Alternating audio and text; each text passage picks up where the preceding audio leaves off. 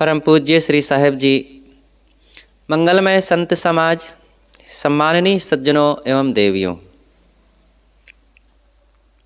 हितोपदेश समाधान में जो अनेक प्रसंग चल रहे हैं, जिज्ञासु पूछता है महात्मा जी से कि शांति की प्राप्ति के लिए वैराग्य तथा अभ्यास दोनों की आवश्यकता है कि एक से ही काम चल जाएगा।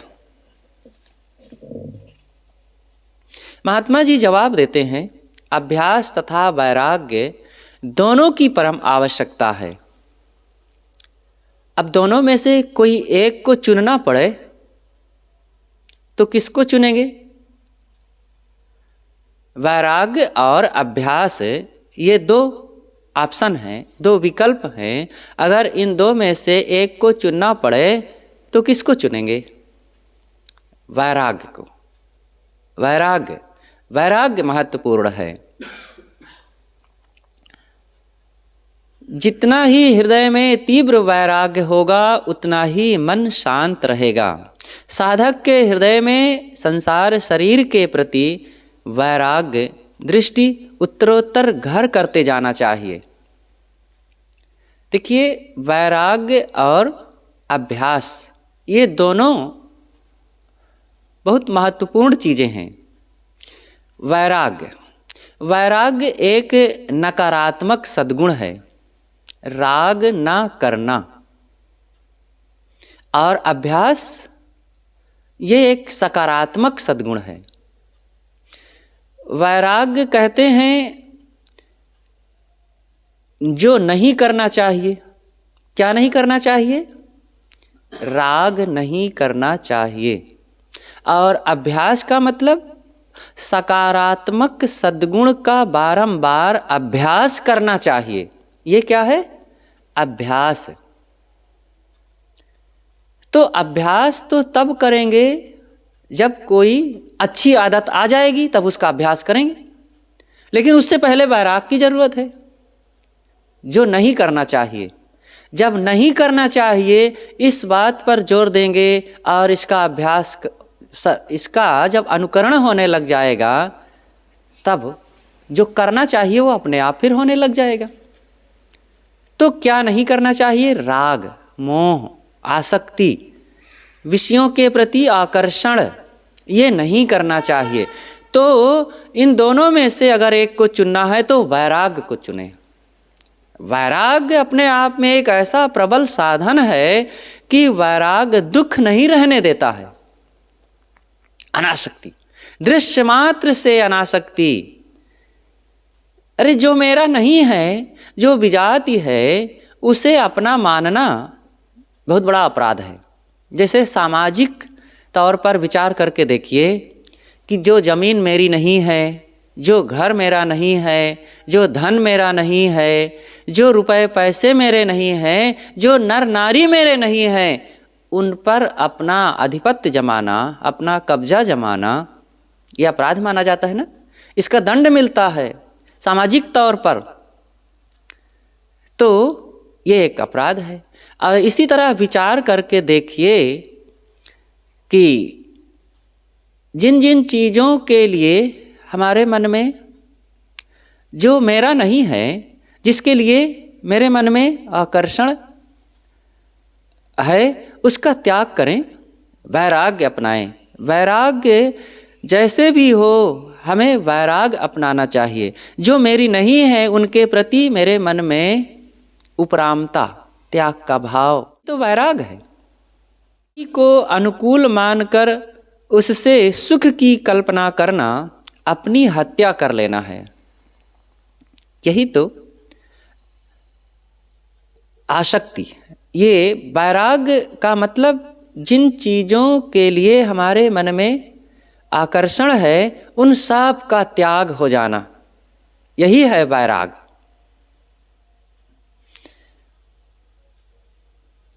अब विचार करें कि मेरा क्या है।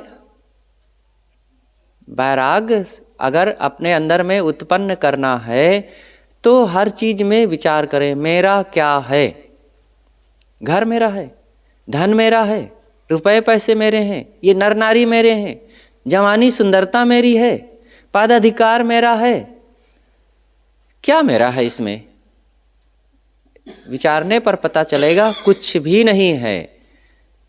तो सबको पराया समझो, सबसे अनासक्ति का भाव, राग के त्याग का भाव। अब रही बात जीवन निर्वाह की, जब तक जीवन है तब तक कुछ तो करना पड़ेगा, तो अनासक्त होकर के काम करें, तो वैराग्य भी होगा और जीवन का निर्वाह भी होगा और दुख भी नहीं रहेगा। लेकिन इस बात की जब समझ नहीं रहती है तो शरीर का निर्वाह तो लेना ही है, वो लेगा और लेने के लिए चीजें इकट्ठा करेगा। अब इकट्ठा करने में जब वैराग नहीं रहेगा तो दूसरे का हक मारेगा, नाजायज काम करेगा। अब शरीर का निर्वाह तो थोड़ा मोड़ा जैसा भी होगा चलेगा, होगा, लेकिन नाजायज कर्म करने से मतलब कहीं देखो, दो प्रकार का नाजायज होता है। एक तो दूसरों का अधिकार छीनना, ये सामाजिक तौर पर बाहरी रूप से नाजायज है, और दूसरा है अपनी ही चीज़ों में मोहपूर्वक उपयोग करना।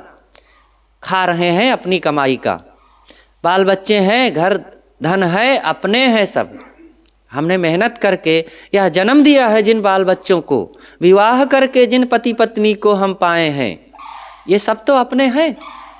लेकिन अगर इनसे मोह कर रहे हैं, इनमें भी लोभ कर रहे हैं, इनमें भी आसक्ति बनाए हैं, तो ये आध्यात्मिक ढंग से हम अपराध कर रहे हैं, क्योंकि इसका भी अब दंड मिलेगा। जब बाहर अनधिकृत चेष्टा किए थे छीनने झपटने की, तो समाज जब जाना था तब हमें दुख दिया था और मन में भय चिंता हो गई थी। और जब हम अपने माने हुए घर धन में आसक्ति बनाते हैं, लोभ मोह करते हैं, तो इससे अंदर में भय उत्पन्न होता है, रात दिन छूट न जाए, टूट न जाए, कोई बीमार ना हो जाए, कोई मर न जाए, और अंदर में अपराध बोध आता है, और काम क्रोध लोभ मोह इसी से बढ़ते हैं, तो ये बंधन बनता है। तो वैराग्य के अभाव से मन में अनेक प्रकार के दोष पनपते रहते हैं, और उन दोषों के कारण अंदर में बड़ी गंदगी बनी रहती है, वो किचकिच। जैसे घर में बाढ़ का पानी तो नहीं आया है, लेकिन हम थोड़ा थोड़ा रोज एक गिलास पानी ले लें और कमरे में, बिस्तर पर और बेडरूम में और हर जगह थोड़ा थोड़ा छिड़क दें, तो क्या दशा रहेगी? सीलन बनी रहेगी, मक्खी भिन भिनाती रहेंगी, धूल कचरा जमा रहेगा और गंदगी बनी रहेगी और वातावरण दूषित रहेगा, कपड़ों में सीलन बनी रहेगी, बदबू आने लगेगी, और मक्खियाँ आएंगी। यही तो सब होगा ना। ये भी तो अच्छा नहीं है। ये तो ठीक है कि बाढ़ नहीं है, कपड़े डूब नहीं रहे हैं, हम चल फिर नहीं पा रहे हैं, ऐसी कोई समस्या नहीं है, लेकिन वातावरण तो खराब है। ऐसे ही हमारे को दंड नहीं मिल रहा है, हम मारे पीटे नहीं जा रहे हैं, लोग बुरा नहीं कह रहे हैं और अच्छा भी कह रहे हैं, कहते हैं हाँ बढ़िया घर है, बढ़िया धन है, बढ़िया चीज़ें हैं, बहुत आप उन्नति कर रहे हैं, लेकिन भीतर में गंदगी तो है ना, सीलन तो है ना। वैसे मन में इच्छाएं, कामनाएं, राग, द्वेष, भय, चिंता, उद्विग्नता, उत्तेजनाएं और अप्रसन्नता, मुंह लटके रहना, अशांति, ये सब वैसे ही है जैसे अपने घर में एक लोटा पानी लेके इधर उधर छिड़क देना, अधूल गर्दा कचड़े जूठन सीलन सब पड़े बने रहना, मक्खियाँ भिन भिनाते बजबजाते रहना। है तो घर बढ़िया, सब कुछ ठाट बाट ठीक रहा है, लेकिन फिर भी अच्छा नहीं है।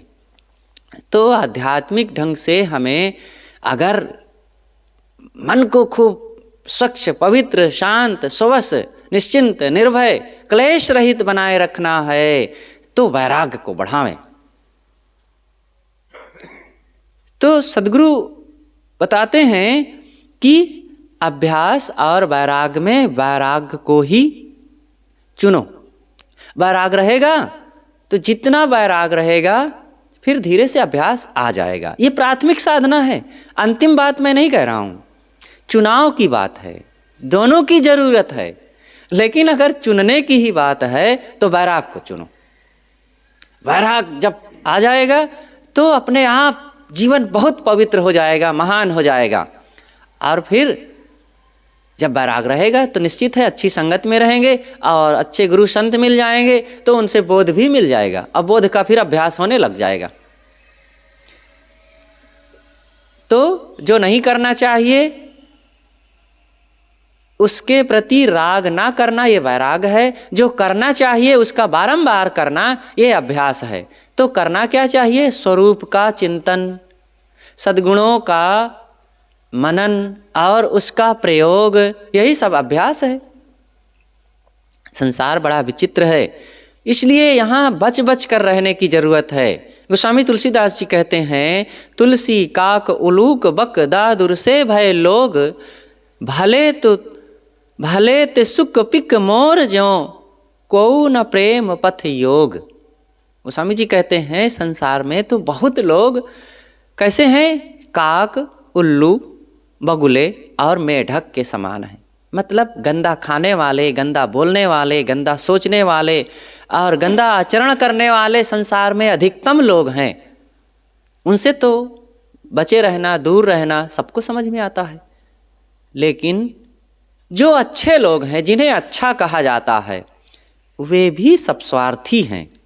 वो कैसे हैं? सुख पिक मोर, सुख तोता के समान है, पिक कोयल के समान है और मोर मयूर, मोर सांप है। तो ये अच्छे तो लगते हैं, ये सबको प्यारे भी लगते हैं, लेकिन ये भी सब स्वार्थ के सगे हैं। देखो जब तक फल रहता है तो तोता भी आते हैं। अमरूद में जब फल लगा रहता है तो तोता भी आते हैं। जब अशोक में फल रहता है तो कोयल भी खूब आती है। और जब आसपास में मटर की फलियां लगी रहती हैं या और कुछ सब्जी लगी रहती है हमारे यहाँ या अगल बगल में, तो मयूर भी आते हैं। इस समय वो भी नहीं आते हैं। तो ये सब स्वार्थी हैं। ऐसे ही जब आपके पास कुछ रहेगा, धन रहेगा, चीज़ें रहेगी, पद रहेगा, अधिकार रहेगा, तो लोग आएंगे, लगे पगे रहेंगे। और जैसे भौतिक चीज़ें हटी छुटी तो चाहे जितना धन कमा करके बाबा यहाँ हों, और अंतिम में ये बिटिया बेटवा नाती पोते भी काम नहीं आएंगे अगर धन नहीं है वर्तमान में। तो गुरुदेव जी एक कहानी कहा करते थे, याद है? याद होगा, लेकिन फिर से मनन करें। एक बूढ़े थे तो उनके 3 बेटे थे और 3 बेटे बहुत अच्छे थे, आज्ञाकारी थे। तो बूढ़े, अब उनकी देवी जी नहीं रह गई थी, बूढ़ी नहीं रही, और तीनों लड़के बहुएं नाती पोते सब थे और बड़ा सब प्रेम करते थे पिताजी से। और पिताजी के पास काफ़ी धन था और खूब उनकी सेवा हो रही थी। तो पिताजी ने सोचा कि अब मेरा शरीर बूढ़ा हो गया, 4 दिन का मैं मेहमान हूँ और बच्चों में धन का बंटवारा कर देता हूँ ताकि मेरे ना रहने के बाद ये आपस में कलह ना करें। तो 3 हिस्सा लगा दिए, तीनों को बांट दिए। और लड़कों ने भी कहा कि पिताजी आपका ही सब है, हम आपके ही हैं, आपको क्या दिक्कत है, और जो करना है अपने रहते रहते अपने हाथ से ही कर दीजिए। तो ये भी खूब गदगद हो गए बच्चों के ऐसे मीठे मीठे बोल में और 3 हिस्सा लगा के बांट दिए। अब 2 महीना बीते तब अब उनको कुछ समझ में आने लगा। बहुएं कहने लगे कि पिताजी हमारी तरफ ही आप कब तक बैठे रहेंगे, हमको छुट्टी नहीं रहती, ये ऑफिस चले जाते हैं और हम बच्चों में लगे रहते हैं। समय से अपने मझले बहू बेटों की तरफ भी उनको भी खुश कर दिया करिए। तब इनको समझ में आने लगा कि मैं इनको अब खुश नहीं कर पा रहा हूँ, इसीलिए कहती हैं अब दूसरों को खुश करिए। तो दूसरे के पास गया तो 2 सप्ताह वो भी खिलाई जब, तो कहने लगी कि मुझे भी ड्यूटी जाना रहता है, अब मेरी तबीयत भी कम ठीक रहती है। पिताजी छोटे भी या बड़े भी तो आपके बच्चे हैं, वहाँ भी कभी रहा करिए। अब ऐसा ही सोचते सोचते बड़ा मुश्किल होने लगा। अब 10-10 दिन का तीनों में बंटवारा हो गया, भोजन समय से ना मिले। 10-10 दिन का बंटवारा हो गया। अब एक दिन एक महात्मा जी के पास गए तो महात्मा जी ने कहा, भगत जी भोजन हुआ? कहे नहीं महाराज, आज उपवास है। कहा उपवास? आज ना अमावस है, ना पूर्णिमा है, और ना पंचमी है, और ना एकादशी है, और ना और कोई त्यौहार है, कैसा उपवास? कहे महाराज अब की बार ये नवंबर का महीना चल रहा है। कहे नवंबर का महीना का मतलब इसमें कैसा उपवास? कहे आज ये 31 तारीख है, दिसंबर का महीना है, 31 तारीख है। कहे 31 तारीख का उपवास तो कभी नहीं सुने। अमावस, पूर्णिमा, एकादशी और पंचमी तो सुने हैं। कहे बात ऐसी है कि 10-10 दिन का हिसाब है, तो मेरे बेटे 10-10 दिन खिलाते हैं। अब की बार 31वें का महीना है, तो अब एक दिन कौन खिलावे? तो उस दिन मैं उपवास रह लेता हूँ, कोई खिलाना नहीं चाहता है। कहे ऐसी बात? संत ने कहा कि बहुत अफसोस है, तुमने जिन बच्चों को पाल पोस कर बड़ा किया, खिला पिला करके पढ़ा करके इतना संपन्न किया, सारा धन दे दिया, घर दे दिया, आज वे तुम्हें खिला नहीं पा रहे। समझाए कुछ, ऐसा ही संसार है। चले आए, एक मित्र मिले रास्ते में। मित्र ने जब हाल चाल पूछा तो पहले तो कहे हाँ सब बढ़िया है। कहे बताओ सब ठीक ठाक है बाल बच्चे? कहे अब मत पूछो, अब कहते नहीं बनता है, अपनी जांग उघार के अपनी कही न जाए। कहे कहो क्या बात है? पुराने मित्र थे, बड़े घनिष्ठ रहे। बताए उनसे कि अब लड़के भोजन नहीं दे रहे समय से, घर में रहना मुश्किल हो गया है, बरामदे में या ड्राइंग रूम में मैं बैठता हूँ तो उनको पसंद नहीं आता है। कहा अच्छा, मैं कहा था कि तुम अपना एक हिस्सा लगा के रहना, लेकिन तबे तो बड़े उदार बन करके सब बांट दिए कि मेरे बच्चे सब राम लक्ष्मण भरत की तरह हैं और मेरी सेवा करेंगे, कोई कमी नहीं है। आवाज़ अब पता चल रहा है बहुत गलत किए हो, अपना एक हिस्सा रखना चाहिए। चलो जो हुआ सो हुआ। मैं एक युक्ति बताता हूँ। अपने घर ले गए और उनको 15 चांदी के सिक्के दिए, बड़े निकट के रहे तो उन्होंने 15 चांदी के सिक्के दिए और कहा कि जाओ इसको लेकर के और रास्ते में सड़क के किनारे से पत्थरों की एक बहुत करीब 15 किलो की गठरी बांध लेना और ले जा कर के अपने कमरे में ये सिक्कों के साथ पत्थरों के उन ठीकरों को बक्सा में झमाक से जोर से धरना और ताला लगा लेना और किसी को कमरे में आने मत देना, किसी को देखने मत देना, किसी से बताना नहीं, अपने इस राज को किसी से कहना नहीं। और 2-4 दिन बीते तो एक पत्थर पर या फर्श, पक्की फर्श पर इन 15 चांदी के सिक्कों को गिनना और उलट उलट के गिनते जाना। 1 2 3 4 5 10 15 25 50 100 200 1000 5000 10,000 और 25,000 तक गिनते जाना और उलट उलट करके, और फिर उन पत्थरों की गठरी को झमाक से जोर से बक्से में धरना और फिर ताला लगा लेना। और ऐसा 1-2 सप्ताह बीते तो फिर कर लेना और दिन ज़्यादा नहीं और 1 महीना में 2 बार कर लेना। जब 2-3 बार करोगे तो अपने आप ही इसका रिजल्ट मिलने लगेगा। तो ले गए, किए, पहले दिन किए तो कुछ पता ना चला। 3-4 दिन के बाद फिर समय देख करके जब हों सब बहू बेटे घर परिवार में, तो अपने कमरे में खिड़की दरवाज़ा बंद करके और फिर गिनना शुरू किए और बोल बोल के ज़ोर ज़ोर से और गिनते गए 20,000 25,000 तक। उन्हीं 5-15 सिक्कों को उलट उलट के उछाल उछाल के खट खट आवाज़ आवे, तब लोगों को लगा, थोड़ा कान लगाए कि अरे बाबा के पास बहुत है लगता है, आज तो खूब गिनती हो रही है। लेकिन सब चुप रहे। घर में थोड़ा सा जा कर के अपने अपने पतियों से देवियाँ चर्चा की कि लगता है पिताजी के पास है कुछ। अरे नहीं, कुछ नहीं है, सब बांट दिए हैं, पिताजी वैसे परेशान रहते हैं और लेकिन ठीक है, अब वह जाने अपने भाग्य को। तो ऐसा कह दिए।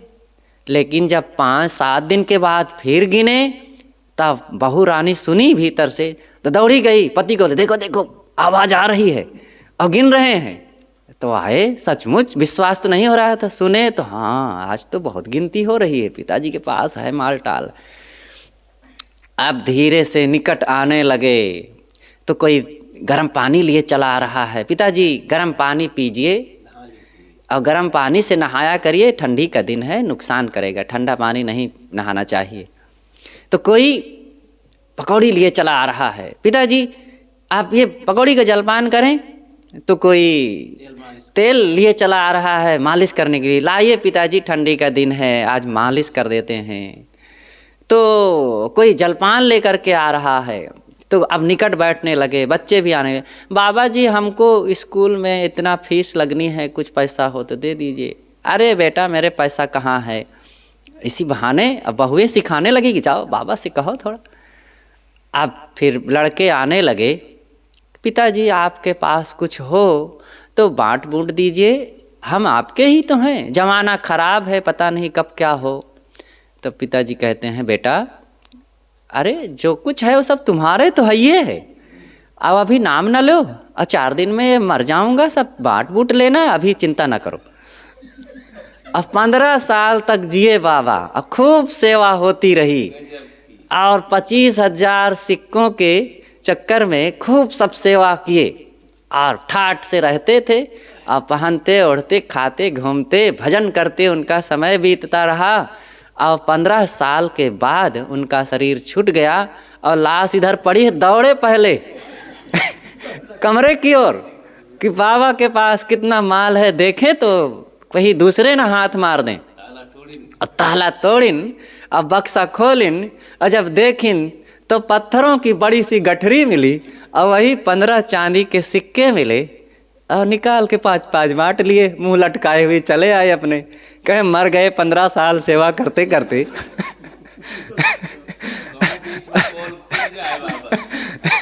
मित्र ने पहले से ही कस के चूड़ी कस दिया था कि अपना पोल खोलना नहीं, नहीं तो पहले से भी 2 कौड़ी के हो जाओगे। तो अब की टाइट रहे कस के, अब किसी से नहीं कहे। अब की बार बहुएं तो बहुत कोशिन और उंगली फोड़ फोड़ के कहें ये बुढ़वा मार डालिस 15 साल सेवा लेते लेते। तो इस प्रकार से सावधान रहो, ये संसार स्वार्थ से भरा हुआ है और अपनी सुरक्षा के लिए अपने भजन के लिए भी सोचो, लेकिन अपने बुढ़ापे के लिए भी सोचो, अपने कल्याण के लिए भी सोचो, अपने बाल बच्चों के लिए रात दिन कर कर के एक मेहनत कर कर के जोड़ जोड़ करके उनको सब संपन्न बना दिए और आज तुम्हें खाने को ना मिले। कैसे नालायक बच्चे पैदा किए हो। बच्चों की कमी नहीं, तुम्हारी कमी रही, जो व्यवहार को जीना नहीं आया, रहना बसना नहीं आया, अपनी व्यवस्था खुद करना सीखो। तो मैंने बात चर्चा किया था कि वैराग्य और अभ्यास में 2 में से किसका चुनाव किया जाए, तो वैराग्य का। अंत दशा लिया आदमी सोई सांच वैराग, सो सुखिया तिहु लोक में जाको निश्चय त्याग। अंतिम में क्या होना है, जो अंतिम में होना है उसको पहले से सोचो। क्या होगा अंतिम में, क्या होगा? बुढ़ापा आएगा, घुटनों में दर्द होगा, कमर झुकेगी, बीमारी आ जाएगी, लकवा लग सकता है और शरीर छूट जाएगा। यही तो होगा ना, काहे को चिंता कर रहे हो। वर्तमान में बढ़िया काम करो, जो करना चाहिए सेवा करें, भजन करें और अध्ययन मनन करें, ध्यान चिंतन करें, मीठा बोलें, ये काम करिए। इच्छाओं कामनाओं वासनाओं का त्याग कीजिए, ये काम कीजिए और निश्चिंत रहिए और सोचिए कि जो होगा सो अच्छा होगा। जो समय आएगा वर्तमान के रास्ते से ही गुजरेगा और वर्तमान में हम ठीक हैं, ठीक रहेंगे और सारा समय गुजर जाएगा। तो ये अंतिम में होने वाली बात को पहले से सोचो और जब ऐसा सोच करके सावधानी बरतेंगे तो सारा समय बढ़िया बीत जाएगा। वर्तमान को बढ़िया से जीते नहीं और अंतिम में जो होना है उसको याद कर करके आज रो रहे हैं। हाय बुढ़ापा आएगा तो क्या होगा, और रोग लग जाएगा तो क्या होगा, और कोई सेवा नहीं करेगा तो क्या होगा, बाल बच्चे साथ नहीं देंगे तो क्या होगा, पत्नी मुख मोड़ लेगी तो क्या क्या होगा, बेकार का सोच रहे हो। वही घटना याद कीजिए कि एक सज्जन थे, बहुत चिंता करते थे, रोज यही पत्नी को सुनाते रहें कि देखो अब बेटी बड़ी हो रही है, उसकी भी रिश्ता खोजना है, शादी करना है, बेटा भी बड़ा हो रहा है, उसकी भी नौकरी की व्यवस्था करना है, और खेती के लिए बीज नहीं है, अब समय आ रहा है खेती करवाना है, और माँ भी बूढ़ी हो रही है, 4 दिन में वो भी मरेगी, उसके दशगात्र करना है, और अभी बहुत काम है, अनेक काम, अमुक अमुक जगह जाना है, वहाँ इतना खर्चा होगा, कैसे होगा। बस यही याद कर करके चिंतित रहें, उदास रहें। पत्नी समझावे कि बहुत काहे को सोच रहे हो, समय से सब हो जाएगा, एक दिन में थोड़े करना है, लेकिन उनकी आदत। पत्नी ने सोचा कि अब कुछ उपाय करना चाहिए, व्यर्थ की बात सोचते रहते हैं। तो एक दिन वे ऑफिस गए और ये इधर खिला पिला करके अब बिस्तर पकड़ ली। वो जब लौटे तो उदास, असमर्थ, बिखरे बाल। अब क्या हो गया भाई, आज क्या हो? कहाँ रे, बहुत तबीयत बिगड़ गई है। क्या हो गया? कहाँ, पूछो मत, मैं कह नहीं सकती मेरी क्या दशा है, बहुत, अब मैं तो ठीक हो नहीं सकती, अब तो तुम्हें अकेले जीवन जीना ही पड़ेगा, तुम्हारी ज़िंदगी अब जैसे हो अपना खुद सोचो, अब मैं तो अब बस 2 दिन की मेहमान हूँ। कहाँ रे, हुआ क्या, बताओ तो सही। कहें पूछ ही रहे तो बता देती हूँ। एक महात्मा जी आए थे और वो आज बताए हमको कि बेटी तुम्हें देख करके ऐसा लगता है कि तुम 40 साल की हो गई हो और 40 साल तुमको और जीना है अभी। तो 40 साल मुझे अभी जीना है, महात्मा जी ने ये कहा। अरे मैं तो मर जाऊंगी। मैं ये सोच सोच करके आज ही अधमरी हो गई कि 40 साल अगर मुझे जीना है तो कितना काम करना पड़ेगा। अगर मैं रोज 3 दीपक जलाऊंगी तो 40 साल में, एक ही साल में 1000 दीपक हो जाते हैं, उससे भी ज़्यादा। और 40 साल में कितने हजार दीपक जलाने पड़ेंगे। रोज में अगर 5 लोगों के लिए भोजन बनाऊं तो 40 साल में कितने लाख लोगों का भोजन बनाना पड़ेगा। रोज में अगर 3 कमरों में झाड़ू मात्र लगाऊंगी तो 40 साल में कितने हजार कमरों में झाड़ू लगाना पड़ेगा। रोज में अगर 15 बर्तन मांजूंगी तो 40 साल में कितने लाख बर्तन मांजने पड़ेंगे। अरे बाप रे, हजारों लोगों का काम मैं कैसे कर पाऊंगी। मैं तो अब मर जाऊंगी, अब मैं ठीक होने वाली नहीं हूं। तब वो कहते हैं, पागल कहीं की, अरे 40 साल में तुझको करना है, कुछ आजे थोड़े करना है। ऐसी बात सोच करके बेकार में दिमाग खराब कर रही है। तब वो कड़क के खड़ी होती है और कहती है, मुझको तो पागल कहने के लिए बड़ा जल्दी सोच लिए, और तुमको मैं कैसे पागल कहूँ कि बेटी की शादी करना, बेटा का रिश्ता खोजना, उसके लिए नौकरी करना, उसको पढ़ाना, पिता और माता का दशगात्र करना और खेती करना, ये सब समय से करना है। आज ही सिर पे लादे हुए हो, अपने के लिए नहीं सोच रहे हो। तब उनको समझ आएगा, अच्छा ये मेरे को समझाने के लिए नाटक हुआ था। तो अपने को हम बदलें, चिंता छोड़ें, बेकार की बातें सोच करके। ये वैराग के अभाव में ही ये सब होता है। व्यवहारिक जीवन भी अनासक्ति, वैराग के अभाव में यही सब दुखमय बन जाता है। इसलिए सावधानी रखें, अनावश्यक ना सोचें। मन का निरीक्षण हर क्षण करते रहना चाहिए। या मन काम और प्रपंच का स्मरण ना करने पावे, तभी शांत हो सकता है, तभी दुखहीन हो सकता है, तभी मन के दोष समाप्त हो सकते हैं। संसार शरीर को हम कितना ही चाहें, अंत में वह तो छूटेगा। ये छुटा छुटाया ही है। आजकल में वह नंबर आ जाएगा खट से। अतएव इसके कण कण से मन में त्याग का भाव बनाए रखो। क्या है अपना, जो अपना नहीं है उसको सिर पे लादे रहना, विचारों में, भावनाओं में। ये ना हुआ दुख बना करके अपने ऊपर रखना है। संसार अपने में मस्त है, वह हमें नहीं चाहता है। जिन बेटा बेटी के लिए, जिन मित्रों के लिए, जिन पड़ोसियों के लिए, जिन रिश्ते नातों के लिए हम मर रहे हैं और बहुत सोच रहे हैं, सिर पर लादे हैं, उनको आगे बढ़ाने की चिंता, उनके दिल से जरा पूछो, वे भी आपको चाहते हैं? वे अपने किसी और के लिए चाहते हैं, आपको नहीं चाहते हैं, आपसे अपना स्वार्थ साधते हैं। याम चिंत्याम सत्यम मयि सा विरक्ता, जो भर्तृजी महाराज ने कहा है कि जिसका मैं चिंतन करता हूँ वो मुझसे विरक्त है, और वो मुझसे विरक्त है लेकिन वो किसी और का चिंतन करता है, और जिसका वो चिंतन करता है वो इससे विरक्त है, वो और किसी का चिंतन करता है। ये ऐसे पागल खाने का संसार है। जिससे हम बहुत प्रेम करते हैं, जरूरी नहीं कि वो हमसे उतना ही प्रेम करता हो। तो ये संसार बड़ा स्वार्थपूर्ण है, इसलिए अपने को समझो, अपने से प्रेम करो।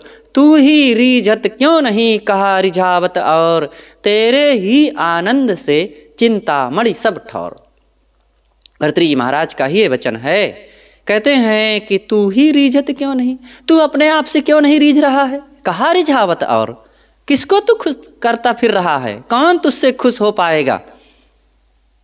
तेरे ही आनंद से, तुम्हारे ही आनंद, तुम्हारे ही सद्बुद्धि, तुम्हारे ही सद्गुणों से, तुम्हारे ही निष्कामता से जहाँ रहोगे वहीं तुम्हारे लिए चिंता मणि है, मतलब आनंद मणि है। आनंद जहाँ रहोगे वहीं आनंदित रहोगे। अपने को बदलो। संसार अपने में मस्त है, वह हमें नहीं चाहता है, फिर हम उसे क्यों रात दिन अपने सिर पर ढो रहे हैं? संसार हमें चाहे भी तो भी हमें संसार की इच्छा और उसकी कामनाओं का त्याग करना ही चाहिए। संसार को चाहना, विषय इच्छा करना, अहंकार करना, ये सब हृदय की दुर्बलता है। इसके मूल में है वैराग्य का अभाव। अगर हमारे मन में दुख है, अशांति है, चिंता है, शोक है और रात दिन हम कमी के एहसास से जी रहे हैं, तो ये है वैराग्य का अभाव। वैराग बढ़ाना चाहिए। और वैराग का मतलब अनासक्ति भाव, त्याग का भाव, निर्मोहता का भाव, प्राप्त प्राणी पदार्थों का सदुपयोग करते हुए खुश रहने का भाव। प्रसन्नता बाहर से नहीं मिलती, आनंद बाहर से नहीं मिलता, अंदर से ही तैयार किया जाता है। अगर आनंदित ना रहा जाए समझदारी, शुभ विचार और त्याग, सुंदर आचरण से, तो बाहर से संपन्न होते हुए भी, लोगों के प्रेम करते हुए भी हम शिकवा शिकायत करके, लोगों में संदेह करके अंदर से दुखी बने रह सकते हैं। अच्छे अच्छे लोग हमने देखा है, एक जगह उनके बेटे देव स्वरूप थे। एक बार वे अपने एक पोते को लेकर के आए और उनकी बोलने की आदत थी, कुछ का कुछ बोलते रहते थे, बड़बड़, किसी को डपट देते थे। वो जीवन भर ठकुराना करे तो बुढ़ापा में भी ठकुराना चलाते थे। तो अपने पोते को लेकर के आए और गुरुजी के पास, तो कहते हैं, गुरुजी देखिए कैसे जमाना खराब है, और ये सरंगी का उतारण पहन करके आपके पास भी आ गया है। अब पैंट पहने था, अब वो धोती कुर्ता वाले रहे, तो पैंट को पहनना, कहते हैं सरंगी का उतारण पहन करके आपके पास भी चला आया। अब ऐसा कोई अपने बच्चों को, नाती पोतों को बोलेगा तो कितना खुश रह पाएगा, कितना सम्मान पाएगा। तो ऐसा नहीं कहना चाहिए। साफ समय, प्रेम, मीठी वाणी, संभाल करके बोलना, ये आना चाहिए। तो हमें व्यवहार करने का भी तरीका होना चाहिए, तभी व्यवहारिक रूप से भी सुखी हो पाएंगे, और फिर निष्कामता जितनी आएगी उतना मानसिक रूप से भी प्रसन्न रहेंगे। तो यही तो कला है, संसार में जीने की कला यही है। धन नहीं, बड़ा घर, बिल्डिंग, पद, अधिकार, नौकरी, रूप, जवानी, सुंदरता नहीं है सुखी होने की कला। सुखी होने की कला है थोड़ा सा दो बोल मीठे बोलना सीख लो, थोड़ा सा चीज़ों को त्याग करना सीख लो, थोड़ा मन में दुर्गुणों को त्यागने की आदत बना लो, और अंदर में थोड़ा सद्गुणों को बढ़ा लो, और भावनाओं में भक्ति को अपना लो, और गुरु संतों के सत्संग में बैठना सीख लो। बस हो गया सुखी रहने का राज। और क्या चाहिए? बोरा पर बैठ करके, फटी गुदड़ी ओढ़ करके, सूखी रोटी खा करके, पैदल चल करके भी आप बहुत सुखी रह सकते हैं। मोह शोक आदि मनोविकारों को हर क्षण जो त्यागता रहेगा वो सदैव सुखी रहेगा। जिसके हृदय में मोह है, शोक है, वो मुक्त नहीं हो सकता। यदि मोह शोक में पड़ा है तो साधु होकर के भी क्या पाया? साधु के जीवन में तो मोह शोक ये दोनों दुखद है। जो मोह करेगा वो शोक पाएगा। एक बार एक बड़े संत के पास दर्शनार्थी भक्त लोग आए, तो जो संत के पास रहते थे तो उन्होंने कहा कि अभी महाराज जी नहीं मिल पाएंगे। तो 1 घंटा रुके रहे, तो फिर कहें कितना देर, कब मिलेंगे, हमको समय बता दीजिए, उनसे पूछ लीजिए। कहें अभी नहीं मिल पाएंगे। कहें बताइए। तो कारण पूछे, कारण क्या है, क्या कर रहे हैं, कहाँ हैं? कहाँ अभी गुरुजी पुत्र शोक में डूबे हुए हैं। कहाँ अरे जब गुरुजी पुत्र शोक में डूबे हैं तो फिर हमारा शोक क्या मिटाएंगे, चलो फिर अब रहने दो, अब दर्शन करना की जरूरत ही नहीं है। अब वो गृहस्थ रूप में रहे गुरु महाराज, उनके दर्शन करने के लिए आए थे उनके शिष्य लोग, अनुयायी लोग। अब गुरुदेव महाराज पुत्र शोक में डूबे हैं तो क्या करेंगे? अरे गुरु इतना महान पद होता है, वो ये प्राणी पदार्थ के हानि में डूबा रहेगा, शोक में? गुरु का अर्थ ही होता है गुरुत्व, और गुरुत्व का मतलब ही होता है जो दुखों में डूबा हुआ हो उसको सुख की तरफ खींच लेना। धरती का क्या काम है? आकर्षण, गुरुत्वाकर्षण है, सबको अपने में धारण किए रहती है, खींच के रखती है।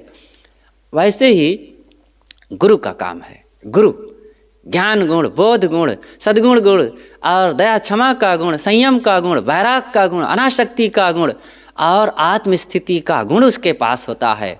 और इस गुण से वह सबको खींच के रखता है। और जिनके अंदर है, देखो संसार खिंचा हुआ है, सामान्य लोगों की बात नहीं, बड़े बड़े धनवान, बड़े बड़े विद्वान, बड़े बड़े पदवान, सब उनकी ओर क्यों खींचते हैं? उन त्यागियों फकीरों से क्यों खींचते हैं? क्योंकि उनके अंदर गुरुत्व है। तमन्ना दर्द दिल में है तो कर खिदमत फकीरों की, नहीं वह लाल मिलता है अमीरों के खजाने में। तो इस प्रकार से हम लोग ऐसे गुरु की शरण में चलें जो ज्ञान रहनी की साधना और सद्गुण से संपन्न है। तो सारी मानवता एवं साधुता दुखों से रहित रहना है। हम दुखों से रहित तभी रह पाएंगे जब शरीर संसार की अहंता ममता से दूर रहें। अहंता ममता का नाश तभी होगा जब वैराग हो। अतएव दुखों से छूटने के लिए वैराग की महती आवश्यकता है।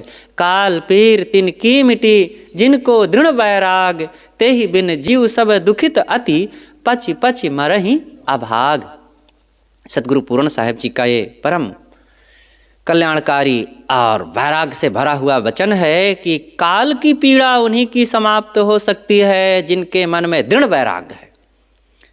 और इसके बिना तो सब जीव दुखी हो रहे हैं, अभागे पच पच करके ये जन्म मरण के प्रवाह में सब भटक रहे हैं और मर रहे हैं। तो वैराग बढ़ाएं। बिन वैराग न मुक्ति है, बिन वैराग न ज्ञान, बिन वैराग न भक्ति है, बिन वैराग न शान। बस बोलिए सद्गुरुदेव की जय।